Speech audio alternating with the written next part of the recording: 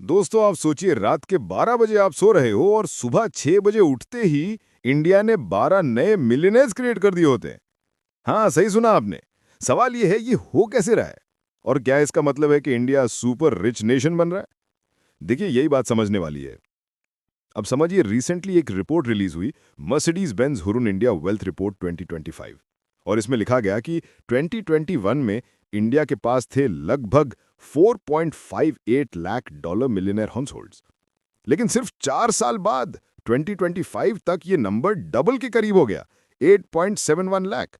मतलब एकदम से 90% का जंप।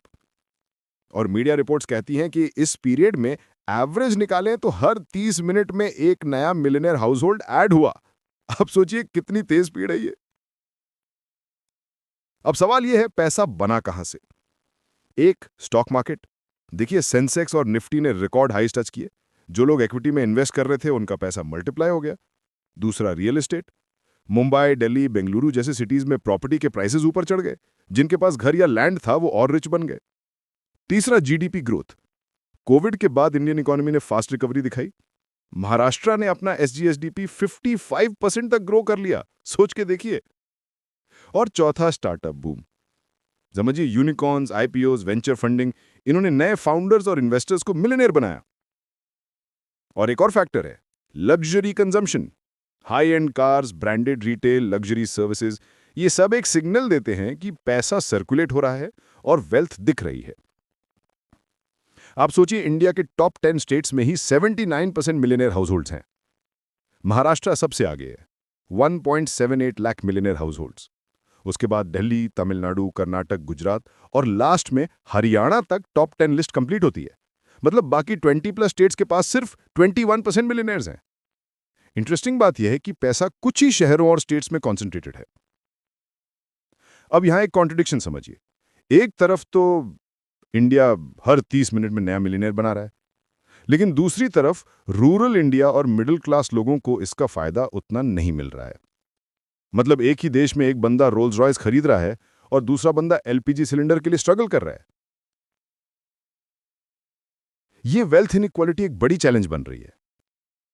स्टार्टअप्स की स्टोरी और भी इंटरेस्टिंग है।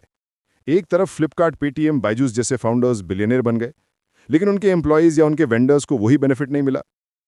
मतलब स्टार्टअप्स ने नया वेल्थ क्रिएट किया, लेकिन इनइक्वालिटी को वाइडन भी कर दिया। जो लोग वीसी फंडिंग और नेटवर्क्स में कनेक्टेड थे, उन्हीं को सबसे ज्यादा फायदा हुआ। अब इसको चाइना से कंपेयर कीजिए। 2000s में चाइना ने भी यही पैटर्न फॉलो किया था। जीडीपी ग्रोथ, मैन्युफैक्चरिंग और टेक ने उनके मिलियनेयर्स को एक्सप्लोड कर दिया था। आज चाइना के पास हैं 12 करोड़ से ज्यादा मिलियनेयर हाउस होल्ड्स, जो इंडिया से 10 टाइम्स ज्यादा है। मतलब इंडिया वही रास्ते पर है जहां चाइना 15 साल पहले था। लेकिन एक डिफरेंस है, इंडिया की ग्रोथ सर्विसेज और स्टार्टअप्स ड्रिवन है, जबकि चाइना की मैन्युफैक्चरिंग बेस थी। अब इंटरेस्टिंग बात यह है कि एक्सपर्ट्स के हिसाब से अगर यही पेस कंटिन्यू रहा तो 2030 तक इंडिया के पास हो सकते हैं 15 लाख से ज्यादा मिलियनेयर हाउस होल्ड्स। लेकिन एक कैच है, अगर पॉलिसीज इंक्लूसिव नहीं हुई तो इनइक्वालिटी और ज्यादा बढ़ेगी। लेकिन अगर रूरल ग्रोथ, टायर 2 और टायर 3 सिटीज को भी पुश मिला तो ये वेल्थ ब्रॉडर पॉपुलेशन में स्प्रेड हो सकती है। तो दोस्तों, एक तरफ इंडिया की ग्रोथ स्टोरी दुनिया को इंप्रेस कर रही है, every 30 minutes a new millionaire. लेकिन असली सवाल यह है कि क्या यह मिलियनेयर ग्रोथ 140 करोड़ इंडियंस के लिए एक अपॉर्चुनिटी बनेगी, या सिर्फ एक छोटी सी इलीट क्लास के लिए? समझना और सोचना यही जरूरी है।